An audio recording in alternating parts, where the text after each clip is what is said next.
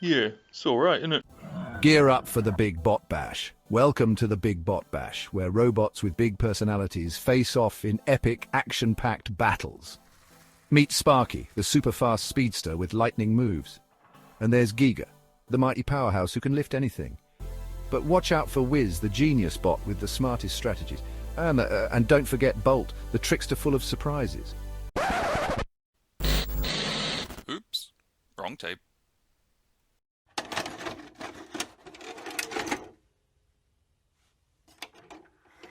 Kia ora, and welcome to my video about making a bead bot out of junk for Bill Making Stuff's Big Bot Bash. If you're not sure what the Big Bot Bash is, it's a YouTube collaboration organised by Bill Making Stuff. He has a most excellent channel, and if you don't know him already, frankly I don't believe you. Why not? Sort yourself out. With a quick search on YouTube, you can find last year's and this year's playlists, which include amazing channels like Scratch Bashing. He's very good. And go subscribe to Mr. Making Stuff. Here he is, possibly doing some kind of impersonation. The point of the Big Bot Bash is to take a bunch of junk and trash and scrap and whatever you've got just lying around, smash it all together, make a robot, and then give it a nice paint, and make a video about how you did it.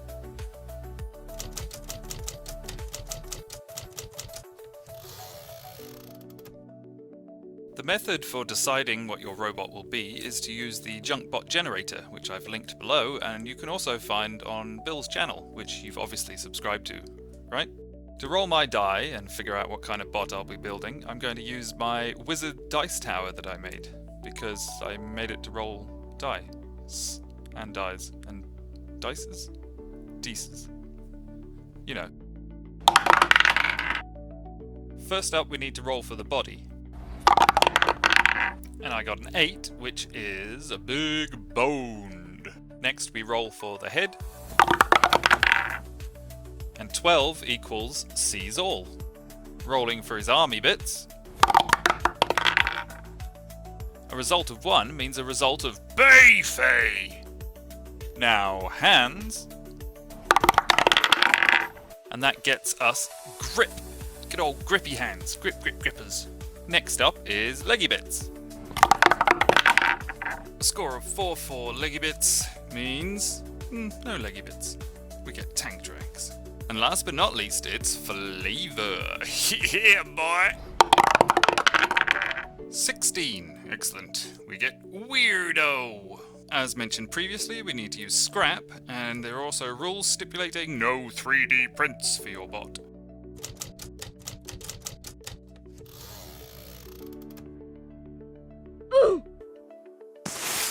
So, first things first, we'll start off with a bit of concept art. And if you know Bill's channel, you've probably heard him quite often say something along the lines of, he can't draw, I can't draw, I'm not very good at this drawing, let's do some bad drawing. Well, hold my beer, please. But despite his quite squinty tracks going on there, I think I've got some fair idea of what exactly I want to make. A kind of chubby bot with big arms and hands and tank tracks and just what I rolled. And of course we're gonna have to name him, so something appropriate. So we got he's big boned. Tick. I'm not fat. I'm big boned. And then he sees all. Tick. And then he's got beefy arms. Tick. And he's got grippy hands. Tick. And he's got tanks tracks. Tick. And he's an absolute weirdo. Tick.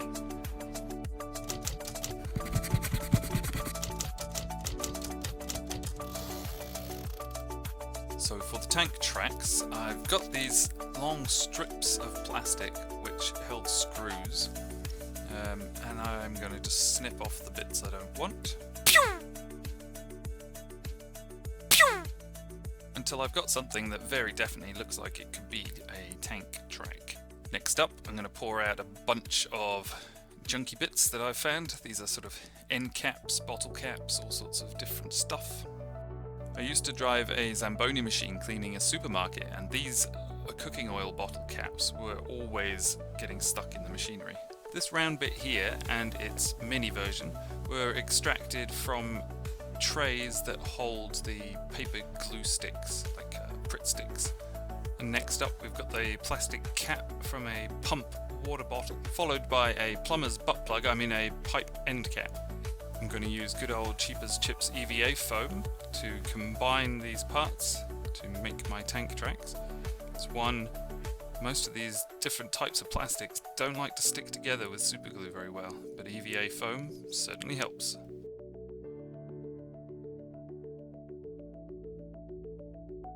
So after some racking, stacking and wrapping, plenty of glue, we got something that's definitely coming on looking good for tank tracks. There's still a bit of space in here, we need to pack it out, so I've got this random Nerf gun bullet that got fired over my garden fence by neighbourhood kids. Next up it's time for some detailing. To start with, I've got the end cap that you cut off a caulking gun tube when you're opening a fresh one. Just go to your local home improvement store and ask for the big black cock. BB gun bullets for some rounded detail, and then I'm adding in these little nozzle bits that came off an irrigation kit. Then we get into a couple of different varieties of office desk, it might be your study desk, who knows, desk screw caps. Now these coggy bits came from desktop printers that had lost their life and were heading for the landfill, but I saved them so I could get their treasure. Onwards now with the build. We're going to stick on the tank tracks using plenty of glue, because this plastic is really not the best for trying to get to stick to things. Luckily we've got that EVA foam for the good adhesion. At about the halfway mark with the tank tracks now, I'm going to fill in the other side, what will be the inside of them, because the bottle caps and things are just open holes. This plastic pipe cap has a logo and some writing on the face of it, so I'm going to sand that off quickly. I've also got these very cool little roundy bits, which came from an olive oil bottle. It's the sort of pourer to stop it all glugging out too fast.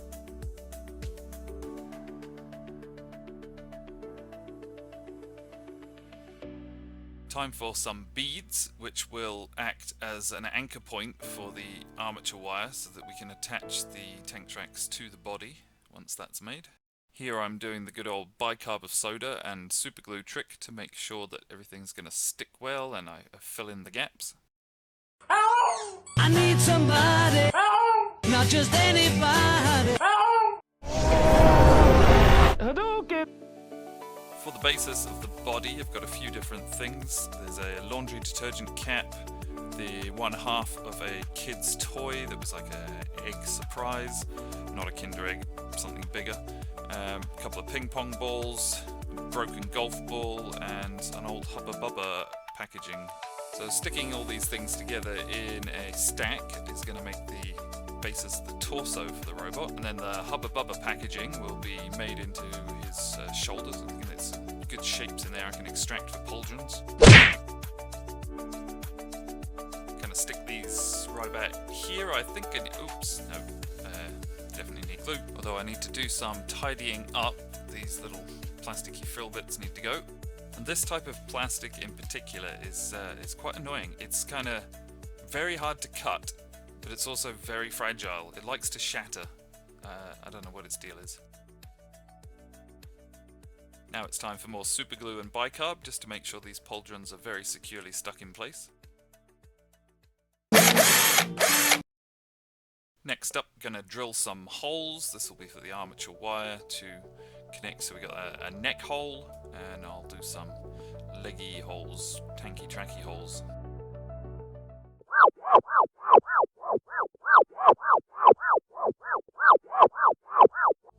Using this thin gauge steel wire that I rescued from a construction site, I'm going to make a kind of an axle to attach the tracks to the body. And using more beads and the smaller size circle from the glue stick trays, I'm going to make the kind of connection between the body and the tank tracks. More bicarb and superglue to make sure it's nice and structurally integratized. That's not a word. At this stage, I'd say the robot's definitely coming along very nicely, but he's a little unstable. He needs some milk. It was at this point I decided to drill 2 more holes, giving me secondary points of connection, allowing the robot to have some actual stability. I'm using more of the same wire as the central axle, just bent into shape to make these front supports. And then I need to visit my bead box to find some good bits of beads that I can use to make the wire look less like a bit of wire.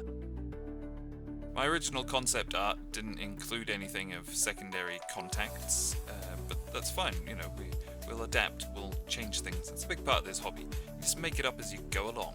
Best way, for sure.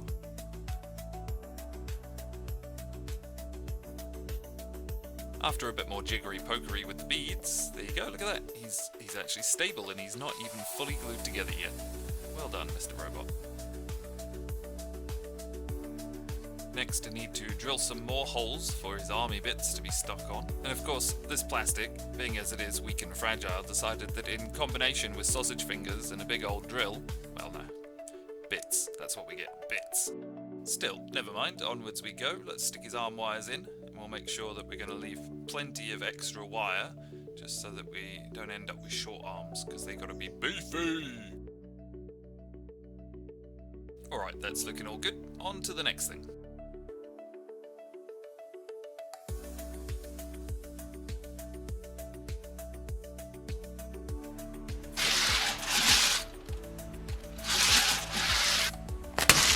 As you can tell, I've got quite a lot of screws from all of the things that I have deconstructed over the years. I'm adding in various of these different screws for extra detail, as I didn't like having these holes left open.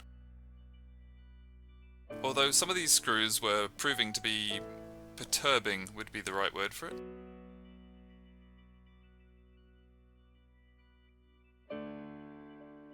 Some days you just seem to be having one of those days, and other days you just want to channel your inner cluster lizard. Why, oh, actually, that worked alright. Oh, there you go, I think I screwed it. Sweet as, bro. Using EVA foam, I'm going to cut up some extra panels just to cover some of the mess of the superglue and bicarb.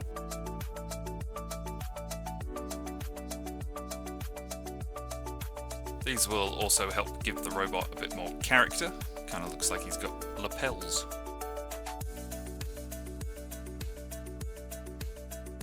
I made some similar shaped panels for his back. And then it's time to sort out these gaps in his pauldrons, which I'm going to stick some filler in.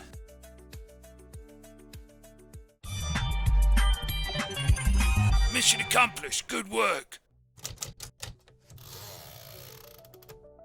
While trying to figure out how to put his arms together, I realised I'm going to have to remove these little flappy bits of plastic so that I can fit a bead in there instead.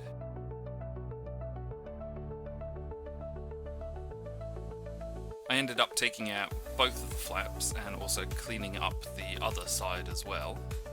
This allowed the beads to fit in quite nicely, giving some kind of visual indication that his arms can move, even though they're all going to be glued solid.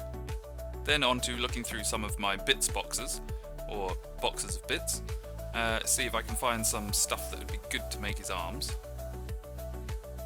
I settled for an assortment of deconstructed pen bits and beads of various shapes. Here I'm just testing out what sort of order I want to try and put these together to get them to look like proper good robot army bits. I also needed to add in more of the circular bits from the glue stick trays to fill in the gap and give something for the shoulder ball joint bead to attach to. Getting the right order of beads in place and trimming some of the little pen bits down, make it all exactly how I think it should be for his arms. It's looking good.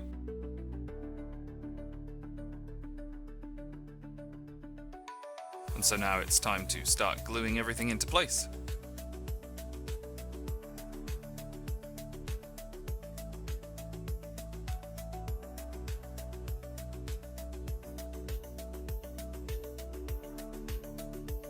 With his arms about halfway done, it's time to start thinking about how we're going to do his hands. To start with, I'm going to twist these 4 thinner wires together, which can then be the 4 fingers, and I'll combine that with the thicker wire that's already part of his arm, that can be his thumb. A bit more sticking stuff together with glue, And then it's time to give him a palm and a dorsum, or if you really want to get technical, an opisthanar. Next up, a bunch of wee beads that I had to go out and buy especially because I didn't have any that were quite small enough for hands. Although it turned out that the wee beads were a little bit too wee and they didn't fit on the wire. So I ended up using them for the fingertips. To start with, I had these wooden beads already. They were pretty good knuckles. Then I started cutting up the white sticks that you get on lollies, sweets, candies, the ones that actually have a stick. So lollipops, Chupa Chups, those sorts of things. Here I'm moulding his fingers around a pen so that I can get the right kind of grippy hand shape, but also because I'm thinking I want him to be holding something like a hammer. More knuckly bits using the wee beads, and then more of the lollipop sticks to make what are apparently called phalanges. It's the bit of your finger that's between the knuckly bits. Learn something every day. Snip! And then for the thicker thumb wire, I needed to use a slightly bigger lollipop stick. This one's got something stuck inside it, which I think it might be powdered sugar! Almost finished now, we just need one more phalange for his thumb. Say that 10 times fast. Then another wooden bead to represent the fatness of his distal phalanx. That's the end bit of his thumb, innit? Hey, job's a good un, especially once he's got both of his hands.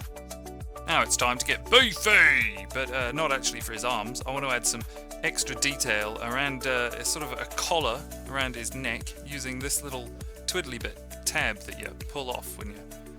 That sounds rude. When you're trying to open this thing, you have to take this thing off. That makes more sense. And for his neck, I'm going to use this bit of gubbins with the nice texture on it that comes from the inside of a Pritt stick. It's like the screwy bit that you sort of screw.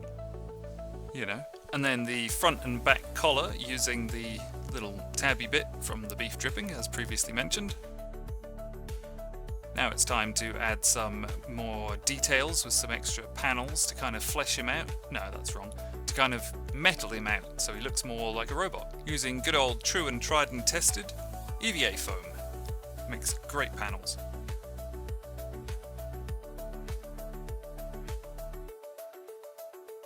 And now I'm using graphics medium chipboard to make thinner panels to go over the top of the EVA panels for even better details.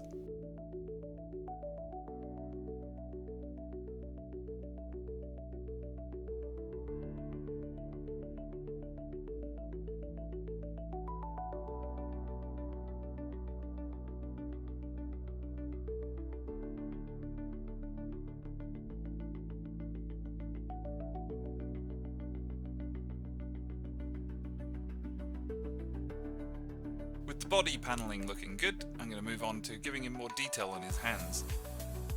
Now it's time to give him more definition for his shoulders using this bottle cap from a pump water bottle.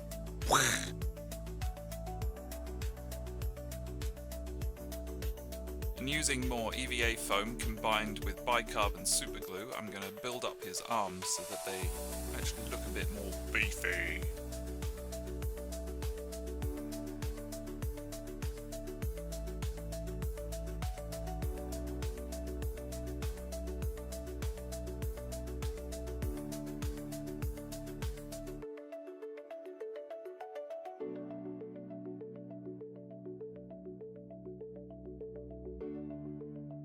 I decided he needed something a bit more on his elbows, so using this little curved bit of plastic cut out of a pen lid, I'm going to stick it right on here as a cap. And then I added a circle of EVA foam that I used a pen to indent another circle onto it.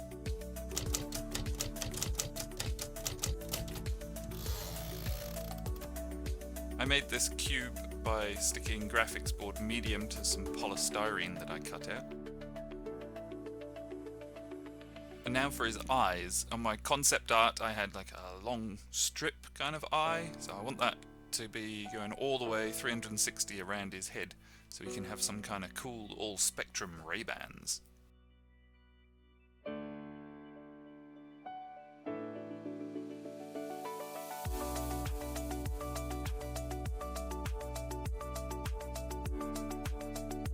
Now for a mouth, I'm going to use this soda can tab. I'm going to snip it.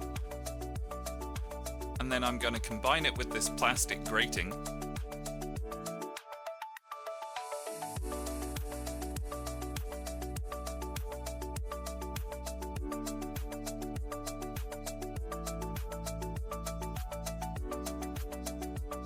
I found this plastic front from an old TV remote in the gutter one day, and I really like the holes in it. I want to use those to make some kind of ears.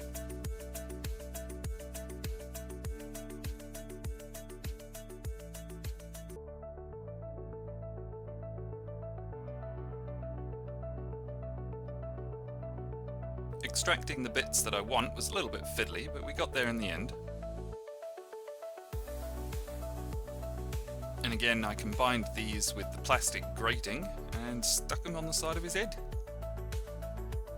Next up, I felt like I wanted to give him multiple eyes. I got all-seeing eye, and I think his all-spectrum Ray-Bans are definitely going to be all-seeing, but I wanted to give him additional eyes. So for a bigger central eye on the front of his face, I combined this nut with pleasing detail on it with a BB ball gun pellet.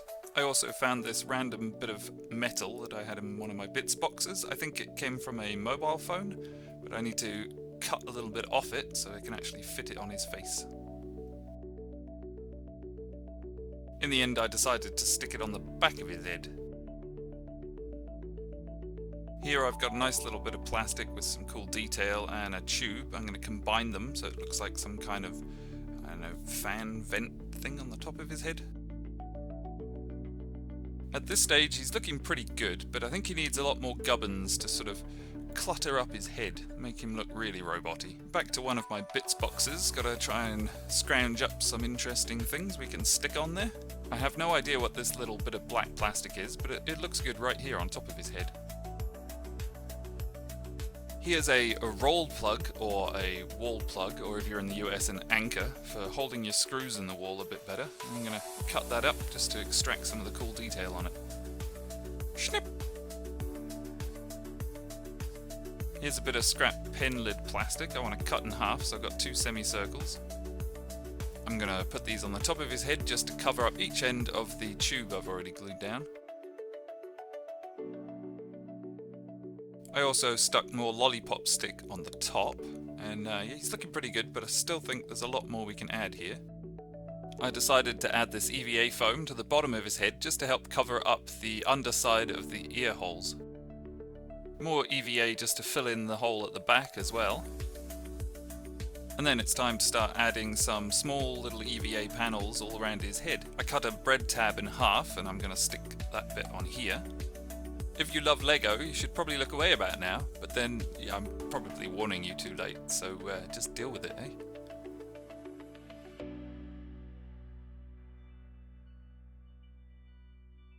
This is another tab that you tear off a product to get into it. Can't remember exactly what the product was, but I'm going to stick this on the back for extra detail. I'm going to use this paper clip, snip it up, make some pipes for the top and the back of his head.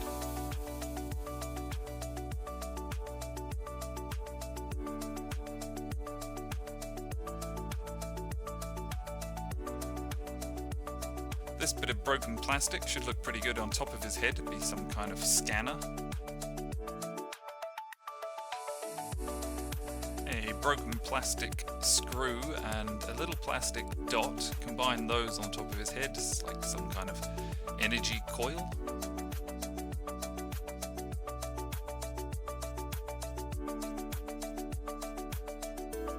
Another EVA foam panel. And then there's this bit on the back of his head here, which kind of want to put in some more detail. Using this kid's toy gun cap, it goes pew pew when you pull the trigger. Now some tiny little beads that I got for $1 from a charity shop. I'm going to add these onto the little metal bit, so it looks like he's got some extra eyes on the back of his head.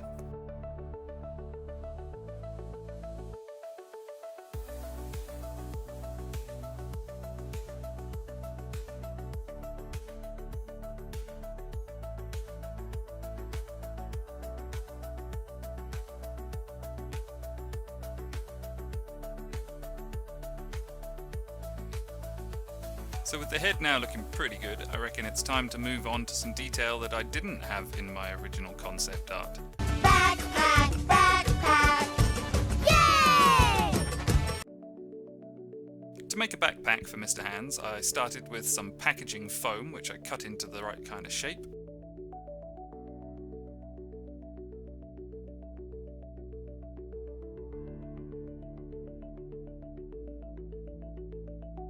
And now I'm going to wrap it all in graphics medium chipboard.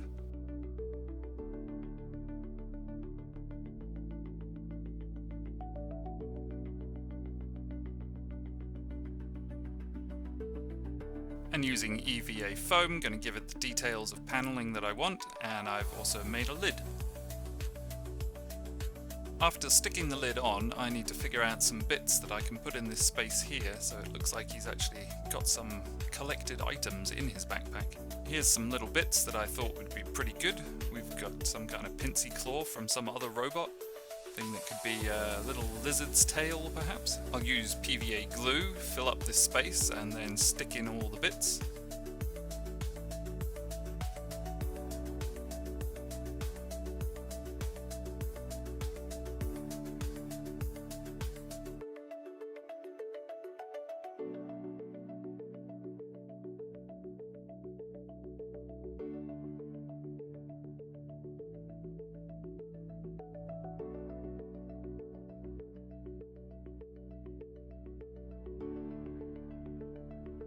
Using these little circle bits and a spring, I plan on making the anchor points that will hold the chains that will be the straps of his backpack.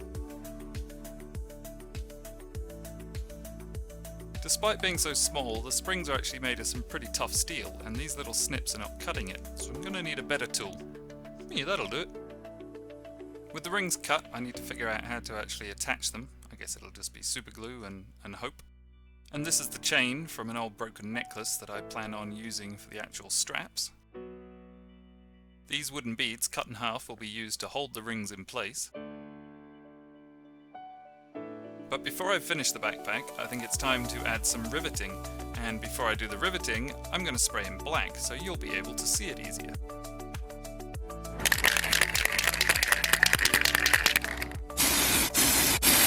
For the rivets, I've got a variety of different size circles made out of plastic and cardboard that I punched out with 2 different size of hole punches. I'm using my standard tried and tested method of riveting. I start with PVA glue and wire, and then put the rivets on top of the blobs of glue. These here are robotic toy parts. Like somebody sent me some of these, and I had some myself. But they're for making little This takes a while. solar panel kits, that kind of Lucky crap. I've got The something kids good to never watch. seem to finish because I always find them in the charity shop. With the riveting done, you can see we've made an inverted Dalmatian. Yeah, very nice.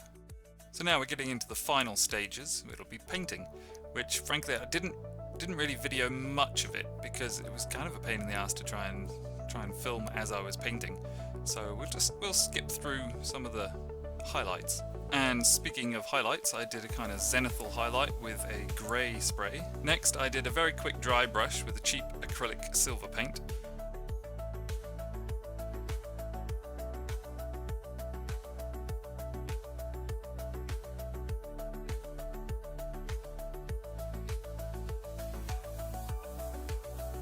For the main colours of the paint job, I've got a couple of different paints here. We've got GW range, we've got Dungeons and Dragons range, and also Liquitex Professional Acrylic. I started with blue for his bum and his undercarriage, and then moved on to lilacs and purples for his top torso. I had the idea to go for a kind of splotchy camouflage pattern, and I wanted to do that on both the purple and the green. And then his arms and the backpack get a straight red, as well as his eyes. Before I start going over the whole lot with a GW shade paint, which is the Athonian Camo shade.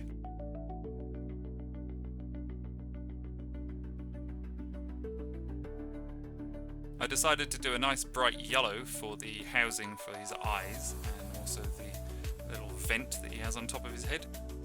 I also made him this hammer out of a biro pen and a bunch of other bits of junk, just so he's got something for his grippy hands to grip.